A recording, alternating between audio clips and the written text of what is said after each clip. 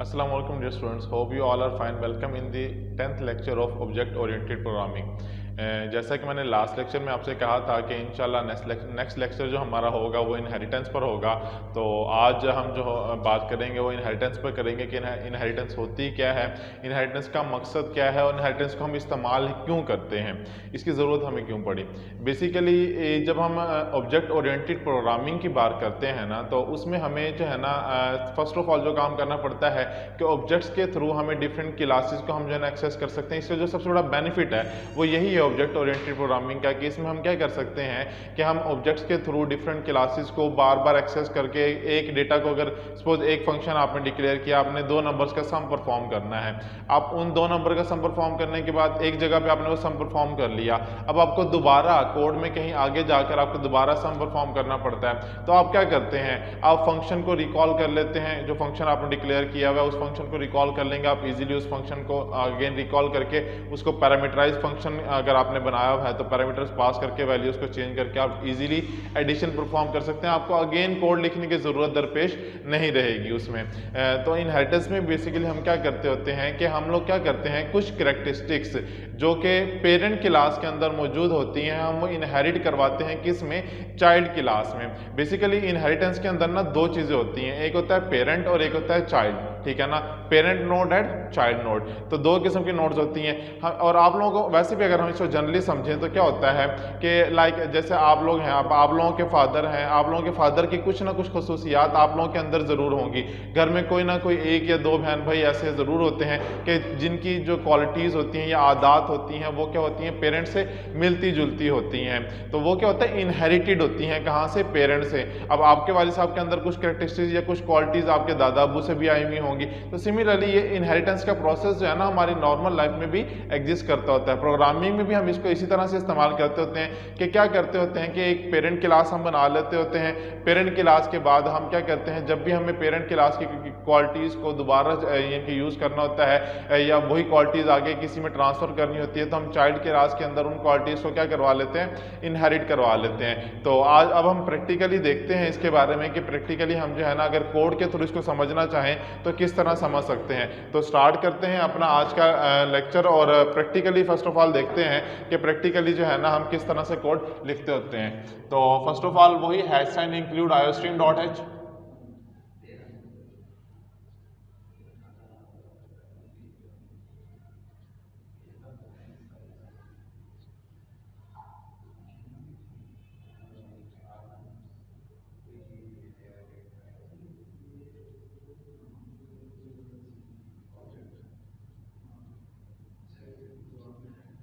ठीक हो गया जी। उसके बाद अब हमने क्या करना है, हम एक पेरेंट क्लास बना लेते हैं। आज एक काम करते हैं, हम एक एग्जांपल सॉल्व करते हैं। एग्जांपल किसकी सॉल्व करते हैं, हम एक रेक्टेंगल का एरिया फाइंड आउट करते हैं। अब साउजर रेक्टेंगल जो होती है उसकी कोई ना कोई शेप तो होती है ना, तो अगर मुझे उसकी शेप के बारे में डिफाइन करना है तो रेक्टेंगल के लिए मुझे क्या उसकी हाइट और विड्थ के बारे में पहले पता होना चाहिए। अगर मुझे एक रेक्टेंगल की हाइट और विड्थ का ही आइडिया नहीं है तो क्या मैं उसके बारे में बता सकता हूँ कि ये रेक्टेंगल का साइज क्या है? नहीं बता सकता। तो साइज कैलकुलेट करने के लिए मुझे फर्स्ट काम जो परफॉर्म करना पड़ेगा वो क्या करना पड़ेगा, रेक्टेंगल की शेप को डिफाइन करना पड़ेगा। तो रेक्टेंगल की शेप हम डिफाइन करते हैं, उसके लिए हम क्या करते हैं, एक क्लास बना लेते हैं। क्लास का नाम हम रख लेते हैं जी, पहले तो आप लोगों को मैंने लास्ट लेक्चर में बताया था क्लास कैसे डिक्लेयर करते हैं, कि क्लास का कीवर्ड लिख लिया, उसके बाद शेप हमने लिख लिया, ठीक है, और इसके बाद ब्रैकेट स्टार्ट हो जाएगी और उसके अंदर हम क्या करते हैं, कुछ वेरिएबल डिक्लेयर करते हैं। प्रोटेक्टेड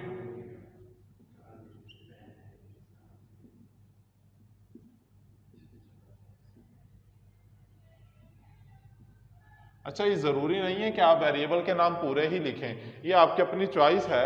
आप अगर जस्ट एच भी लिख लेते हैं, डब्ल्यू भी लिख लेते हैं तो देन इट्स ओके, कोई इशू नहीं है इस वाले से ना। तो हमने अब नेक्स्ट क्या करना है, हमने क्या कर लिया, दो वेरिएबल डिक्लेयर कर लिए, ठीक है। अब हम क्या करते हैं, आगे कोई फंक्शन बना लेते होते हैं।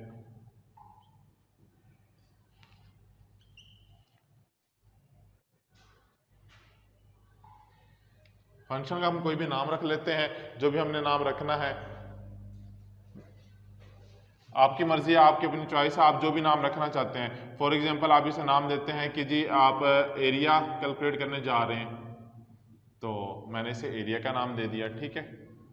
और इसके अंदर हम क्या करते हैं, अब क्योंकि हमने वेरिएबल्स क्या है ऊपर डिक्लेयर ऑलरेडी कर दिए हैं, तो अब वेरिएबल डिक्लेयर कर लिया। अब हम क्या करते हैं, अगर तो हम फंक्शन को बनाते हैं पैरामीटराइज फंक्शन, तो पैरामीटराइज फंक्शन के केस में हम क्या करेंगे, हम फंक्शन को डिफरेंट वे से डिक्लेयर कर लेते हैं। पर ये हमने लास्ट टाइम पढ़ लिया था कि हम सिंपल फंक्शन कैसे डिक्लेयर करते हैं। आज क्या करते हैं, हम पैरामीटराइज फंक्शन को भी देख लेते हैं कि पैरामीटराइज फंक्शन हम किस तरह से डिक्लेयर करते होते हैं।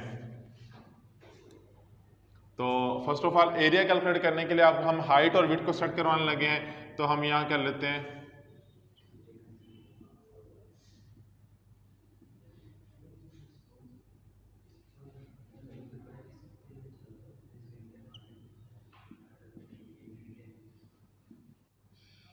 ठीक हो गया जी। ये हमने एक फंक्शन बना लिया वॉइड डेटा टाइप का और उसका नाम क्या कर दिया, हाइट का नाम दे दिया। आपकी मर्जी, आप जस्ट हाइट का नाम दे दें या हम अभी अपनी आसानी के लिए क्या करते हैं, इसको सेट हाइट का नाम दे देते हैं, ठीक है। सिमिलरली एक और का फंक्शन बना लेते हैं और उसमें क्या करते हैं, सेट विड्थ कर लेते हैं और इसको W का, ये हमने क्या किया, पैरामीटर पास किए। ये वाला जो सेक्शन है ना बेसिकली ये पैरामीटर है, ठीक है ना। हम पैरामीटर पासिंग हम इसी को बोलते हैं। आप एक से ज्यादा पैरामीटर्स भी पास कर सकते हैं, डिपेंड करता है आपके प्रोग्राम पर, जो आप प्रोग्राम बनाने जा रहे हैं उस पर डिपेंड करता होता है।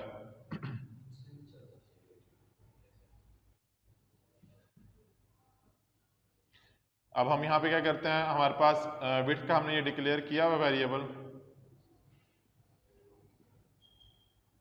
ठीक हो गया जी।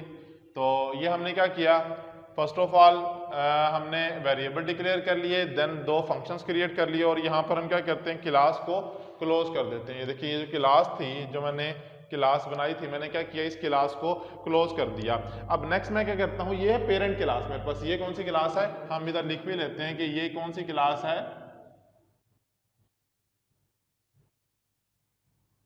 तो ये है हमारे पास पेरेंट क्लास। अब हमने क्या करना है, इनको क्योंकि हमने यहाँ पे फंक्शन जो डिक्लेयर किया पैरामीटराइज किया ना, हम चाहते हैं कि चाइल्ड से हम इसको डेटा ट्रांसफर करें। इनके जो पैरामीटराइज फंक्शन हमने बनाए, इन पैरामीटर्स को हम डेटा दें, वैल्यूज दें और वो वैल्यूज क्या हों इनमें पास हो, और हमें हम जो है ना चाइल्ड क्लास में इसका जो है ना वो एरिया कैलकुलेट कर लें, रेक्टेंगल का एरिया कैलकुलेट कर लें। तो उसके लिए हमें क्या करना पड़ेगा, अब एक चाइल्ड क्लास बनानी पड़ेगी।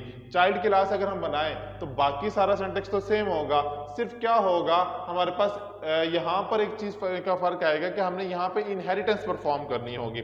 जब जहाँ पर हम क्लास को डिक्लेयर कर रहे होंगे तो वहां पर हमने क्या करना होगा, फर्स्ट ऑफ ऑल हमने वहां पे क्लास को इनहेरिट करवाना होगा। तो इनहेरिट करवाने का तरीका क्या है हमारे पास, कि हम क्लास डिक्लेयर कर लेते हैं, ये हमारे पास क्या है, चाइल्ड क्लास है,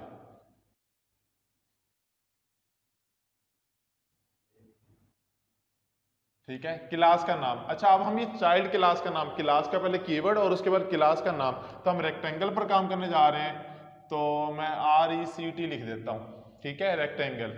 और उसके बाद हम क्या करते हैं, ये इनहेरिटेंस के लिए आपने क्या करना है, कॉलम्स का इस्तेमाल करना है कि जब आप इनहेरिट करवा रहे हैं, हम किस क्लास से इनहेरिट करवा रहे हैं, ये देखें हमने इस क्लास से इनहेरिट करवाना है ना, तो अब हमने क्या करना है, और यहाँ पर अगर देखें तो हमने सिर्फ क्लास का कीवर्ड लिखा है। तो जब क्लास का कीवर्ड लिखा हुआ है और इसके साथ कुछ नहीं लिखा हुआ, तो बाय डिफॉल्ट ये कौन सी क्लास कंसिडर होगी, पब्लिक क्लास कंसिडर होगी, ना ये प्राइवेट होगी और ना ही प्रोटेक्टेड होगी। अगर हमें इसे प्राइवेट या प्रोटेक्टेड बनाना है तो हमें इसके साथ प्राइवेट या प्रोटेक्टेड का कीवर्ड लिखना पड़ेगा, देन ये क्लास क्या होगी, प्राइवेट या प्रोटेक्टेड बनेगी। लेकिन अगर आप इसके साथ कुछ नहीं लिख रहे तो देन ये क्लास बाय डिफॉल्ट क्या होती है, पब्लिक होती है। क्योंकि शेप की क्लास हमारे पास क्या है, पब्लिक क्लास है, तो हम जस्ट क्या लिखेंगे, पब्लिक का कीवर्ड लिखकर आगे शेप लिख लेंगे, तो हमारे पास क्या हो जाएगा, सिंपली इनहेरिट हो जाएगा, ये वाली क्लास इनहेरिट हो जाएगी किससे, इस क्लास से।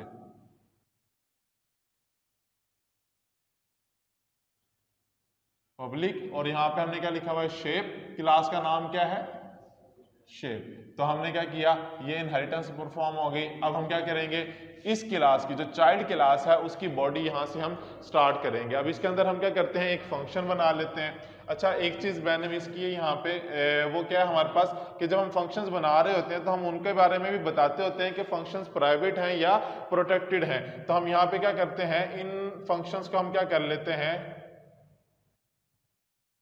प्राइवेट कर देते हैं। ठीक है, कि ये दोनों फंक्शन जो हम नीचे डिक्लेयर कर रहे हैं ये दोनों क्या हैं, प्राइवेट हैं। अच्छा, प्राइवेट करेंगे तो क्या फर्क पड़ेगा और पब्लिक करेंगे तो क्या फर्क पड़ेगा, अभी हम आगे डिस्कस करते हैं। हमने यहाँ पे अभी प्राइवेट किया ना, प्राइवेट करने की वजह से ये फंक्शन इसके बाहर से एक्सेसिबल नहीं रहेंगे, ये सिर्फ इस क्लास के अंदर से तो एक्सेसिबल रहेंगे, लेकिन इस क्लास से बाहर मींस जब हम इसका इवन कि अगर हम इनहेरिटेंस परफॉर्म कर रहे हैं और इसका जो चाइल्ड है, चाइल्ड से भी अगर हम इसको एक्सेस करना चाहेंगे तो तब भी हम एक्सेस नहीं कर पाएंगे। इसकी मिसाल अगर मैं आपको दूं तो इसकी मिसाल कुछ ऐसी है कि घर में जैसे अब वालिद साहब हैं, क्या आपको बीइंग अ चाइल्ड वालिद साहब के वॉलेट की एक्सेस होती है कि आप जब चाहें वो उठाएं और उसमें से पैसे निकाल लें?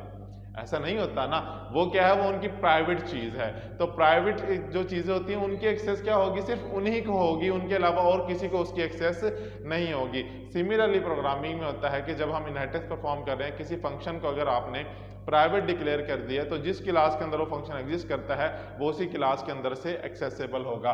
तो हम क्या करेंगे, हमने क्योंकि इसको बाहर से एक्सेस करना है तो हम क्या करते हैं, यहाँ पे इसको पब्लिक कर देते हैं ताकि हम इसको इस क्लास के बाहर से भी एक्सेस कर सकें इन फंक्शंस को।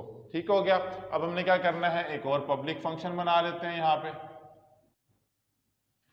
अच्छा जी, अब हम इसका यहाँ पे क्या करें, एरिया कैलकुलेट करने जा रहे हैं, तो इसे मैं इंटीजर डेटा टाइप का रख लेता हूँ, एरिया।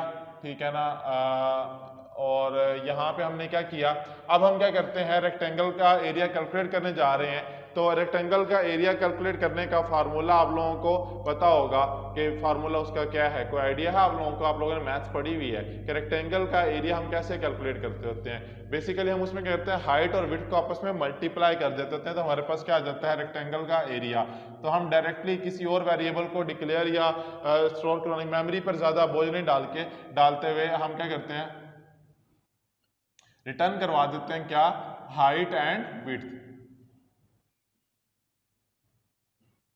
Multiply by width.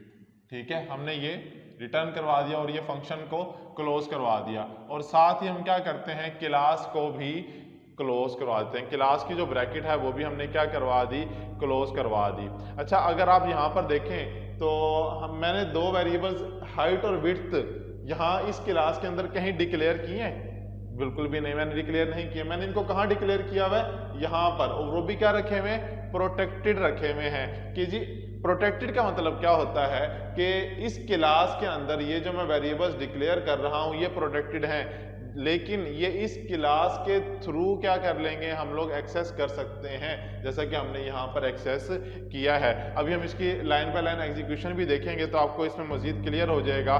जब हम फाइनल आउटपुट देखेंगे तो फाइनल आउटपुट में आपको क्लियर हो जाएगा कि ये किस तरह से वर्क कर रहा है। अब हम क्या करते हैं, अच्छा अभी हमने दो क्लासेस बना ली, ये पेरेंट क्लास बना ली और ये चाइल्ड क्लास बना ली। तो अब हमारा नेक्स्ट क्लास क्या है आपके ख्याल में, क्योंकि अब माशाल्लाह आपको प्रोग्रामिंग पढ़ते हुए ऑलमोस्ट हाफ सेमेस्टर हो गया है, तो अब तक आपको इतना तो पता चल जाना चाहिए कि आप लोग जो है ना नेक्स्ट क्लास अब हमें क्या परफॉर्म करना चाहिए, क्या चीज़ यहाँ पे मिसिंग आपको नजर आ रही है। सो मिसिंग यहाँ पर मेरे ख्याल में तो एक ही चीज़ है, वो क्या है, मेन का फंक्शन। तो मेन का फंक्शन अगर हमारे पास मिसिंग है तो हम क्या करते हैं, यहाँ पे मेन का फंक्शन बना लेते हैं और उसके थ्रू क्या करते हैं, हम आउटपुट अपनी प्रिंट करवाने की कोशिश करते हैं। तो हम मेन का फंक्शन डिक्लेयर करते हैं इंट मेन, और हम यहां पर क्या करते हैं, वॉइड जो है ना पास कर देते हैं, जस्ट वॉइड। ठीक है, वॉइड का आगे को हम जो है इंस्टांस क्रिएट नहीं करते, ये इंस्टांस वेरिएबल में कुछ नहीं क्रिएट करते, जस्ट वॉइड डेटा टाइप हम क्या करते हैं, इस फंक्शन के अंदर पास कर देते हैं। जब हम पास करते हैं, अच्छा उसके बाद अब हमने क्या करना है, देखें हमारी चाइल्ड क्लास क्या है, रेक्टेंगल। हमने क्या करना है, चाइल्ड के थ्रू पेरेंट को एक्सेस करना है और कैलकुलेट करना है क्या, रेक्टेंगल का एरिया कैलकुलेट करना है, जो कि अब रेक्टेंगल के एरिया का हमारे पास फंक्शन कहाँ पे मौजूद है, वो चाइल्ड क्लास में मौजूद है, जबकि बाकी हाइट और विड्थ उसकी कहाँ पर सेट कर रहे हैं हम, वो पेरेंट क्लास में सेट कर रहे हैं। तो जब मैं पेरेंट क्लास में सेट कर रहा हूँ तो मुझे क्या करना पड़ेगा, पहले तो चाइल्ड क्लास के थ्रू पेरेंट को एक्सेस करना होगा। अब चाइल्ड के थ्रू मैं पेरेंट को कैसे एक्सेस कर सकता हूँ, मैंने लास्ट टाइम भी आपको बताया था कि हमने क्या करना है, एक ऑब्जेक्ट क्रिएट करना है। तो ऑब्जेक्ट कैसे क्रिएट करते हैं कि पहले क्या हो, क्लास का नाम लिखेंगे और उसके बाद हम क्या करेंगे, उसका इंस्टांस वेरिएबल डिक्लेयर कर देंगे लाइक दिस।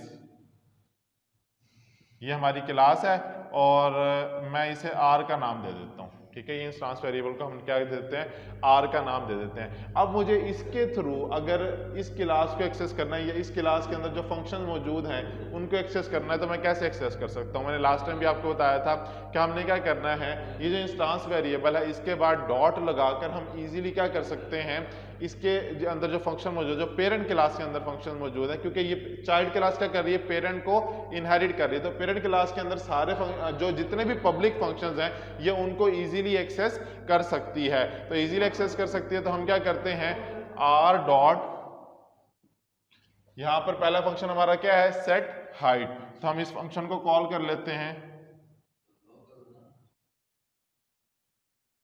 ठीक है। और क्योंकि ये पैरामीटराइज्ड फंक्शन है तो पैरामीटराइज्ड फंक्शन होने की वजह से हमें क्या करना पड़ेगा, इसमें पैरामीटर पास करना होगा, वैल्यू पास करनी होगी। फॉर एग्जांपल हम कहते हैं जी 10, ठीक है। और उसके बाद सेकंड की वैल्यू भी हम, ये जो हमारा सेकंड फंक्शन है कौन सा है, सेट विड्थ का है।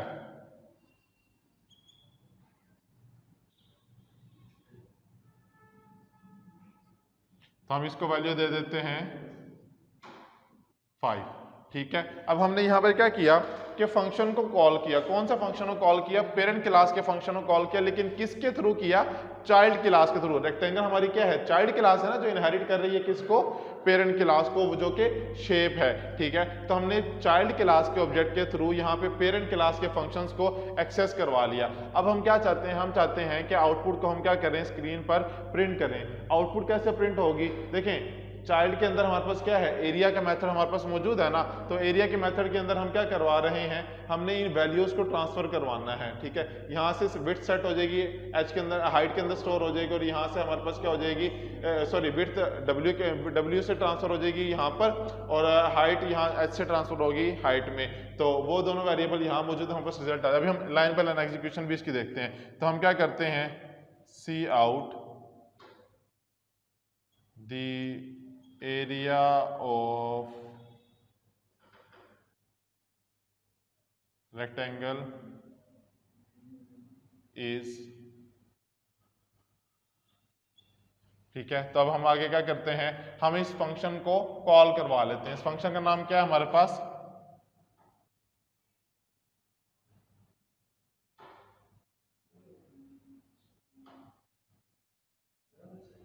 तो हमने क्या किया, सिंपली उस फंक्शन को कॉल कर लिया जिस फंक्शन के अंदर हमारे पास क्या है, उसका आंसर मौजूद होगा। अब इसके बाद हम क्या करते हैं, यहां पर गेट सी एच लिख देते हैं और यहां मेन का फंक्शन क्लोज हो गया, ठीक है।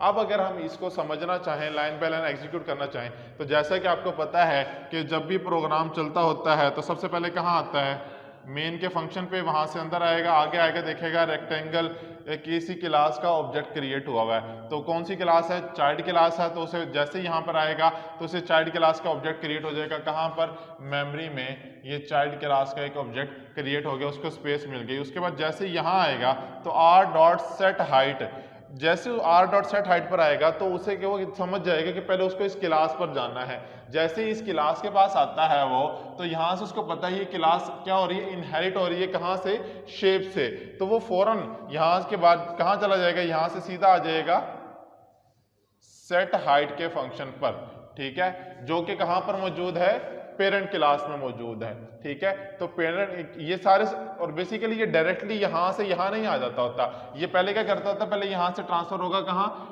चाइल्ड क्लास में। चाइल्ड क्लास देखेगा इनहेरिट हो रही है, बिल्कुल हो रही है, तो उसके बाद आएगा पेरेंट क्लास के पास यहाँ पर, और यहाँ से ये अंदर मूव करता हुआ जो है ना वो यहाँ पर पहुंचेगा, ठीक है। तो ये कॉन्सेप्ट अपने माइंड में क्लियर रखिएगा। ये ना समझिए कि यहाँ से डायरेक्ट, मैंने सिर्फ समझाने के लिए आपको यहाँ से डायरेक्ट एरो साइन जो है ना वो ये ड्रॉ कर दिया है। ये यहाँ पर आएगा और यहाँ पर क्या वैल्यू क्या आ रही है, 10, तो यहाँ पर एच के पास वैल्यू क्या चल जाएगी, 10, और h के पास वैल्यू अब आ गई है 10, तो ये ट्रांसफर हो जाएगी यहाँ हमारे पास लेफ्ट साइड पर। और एक चीज हमेशा याद रखिएगा कि प्रोग्रामिंग के अंदर right to left value transfer होती है, मैंने ये बात आपको पहले ही बताई थी। तो राइट साइड पर क्या है 10 है, 10 ट्रांसफर हो जाएगा किस साइड पे, लेफ्ट साइड पे। तो हाइट के अंदर, हाइट के वेरिएबल के अंदर जो पहले कोई भी वैल्यू मौजूद नहीं थी, गार्बेज वैल्यू थी, और अब क्या हो जाएगी हाइट के वेरिएबल के अंदर,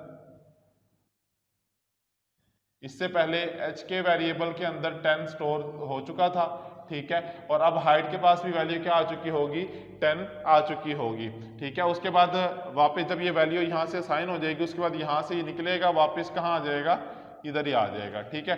फिर नेक्स्ट मूव करेगा और यहाँ से ये कहाँ जाएगा, यहाँ पर आएगा। यहाँ पे वैल्यू क्या है w की 5 है, तो 5 इस तरफ ट्रांसफर होगा, तो विड्थ के पास वैल्यू क्या आ जाएगी, w के पास वैल्यू क्या है 5 है, और विड्थ के पास अभी कोई वैल्यू नहीं थी।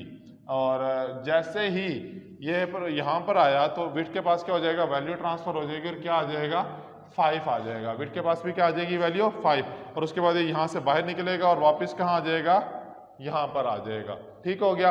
अब नेक्स्ट क्या होगा, उसके बाद जब यहाँ पर आएगा तो यहाँ पर आकर क्या होगा, एरिया कॉल होगा। अब एरिया कहाँ पर मौजूद है, एरिया चाइल्ड क्लास में मौजूद है। अच्छा एक चीज अगर आप लोगों ने गौर किया हो तो मैंने जस्ट एरिया लिखा है, यहाँ पर मैंने आर नहीं लिखा, तो ये बेसिकली क्या है, मिस्टेक है जो आप लोग भी करेंगे। जब आप लोग प्रोग्रामिंग कर रहे होंगे, आप लोग जज्बाती हो जाएंगे प्रोग्रामिंग करते हुए, आप कहेंगे हमें बहुत अच्छा समझ आ गया, बस फटाफट अब जो है हम फंक्शन का नाम लिख दें। तो ऐसा नहीं करना, जब भी कोई फंक्शन कॉल करना है तो उससे पहले उसकी क्लास को कॉल करना है। क्लास को कॉल करने के लिए हमने क्या किया, उसका ऑब्जेक्ट बनाया है। तो हम पहले क्या करेंगे, आर डॉट एरिया। सो अब ये फंक्शन कॉल होगा। अगर आपने ऐसे नहीं लिखा हुआ होगा तो क्या होगा, आपके पास एक एरर जनरेट होगा कि एरिया की डेफिनेशन ही एग्जिस्ट नहीं करती। तो मैं साथ साथ आप लोगों को कोशिश करता हूं कि आप लोगों की जो एरर्स जनरेट होने होते हैं वो साथ साथ बताता रहूं, ताकि जब आप लोग खुद कोडिंग कर रहे हो, कंपाइलर पर प्रोग्राम लिख रहे हो, तो आपके लिए कोई प्रॉब्लम ना हो। तो अब क्या होगा, जैसे वो यहाँ पर आएगा, अब यहाँ से ये मूव करेगा किस जगह पर, इस जगह पे, ठीक है, एरिया पर आ जाएगा। एरिया पर जैसे आएगा तो इसके अंदर ये अब हाइट के पास वैल्यू क्या है 10 है, और विड्थ के पास वैल्यू क्या है 5, तो इनके पास वैल्यूज आ जाएंगी मेमोरी से क्या 10 और 5, 10 मल्टीप्लाई बाय 5 क्या हो जाता है 50 हो जाता है। तो यहाँ से रिटर्न क्या आएगा 50, और आपके पास स्क्रीन पर आउटपुट क्या प्रिंट होगी, अगर मैं यहाँ पर आउटपुट बनाऊं तो सबसे पहले क्या होगा, मैसेज प्रिंट होगा।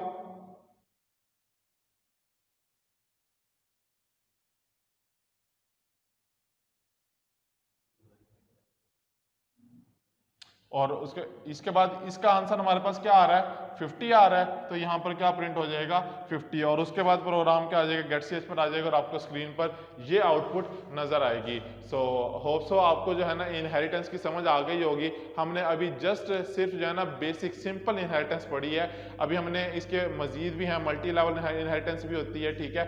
नेक्स्ट लेक्चर में इंशाल्लाह हम उसको भी डिस्कस करेंगे। ज़्यादा आप लोगों को इसलिए नहीं पढ़ा रहा था कि आप लोग जो है ना कन्फ्यूजन हो जाएं, क्योंकि ये टॉपिक थोड़ा सा खुश्क भी है, थोड़ा सा डिफिकल्ट भी है। तो कोशिश कीजिए कि इसके साथ साथ प्रैक्टिस करते रहिएगा और अपना ख्याल रखिएगा। अल्लाह हाफिज़।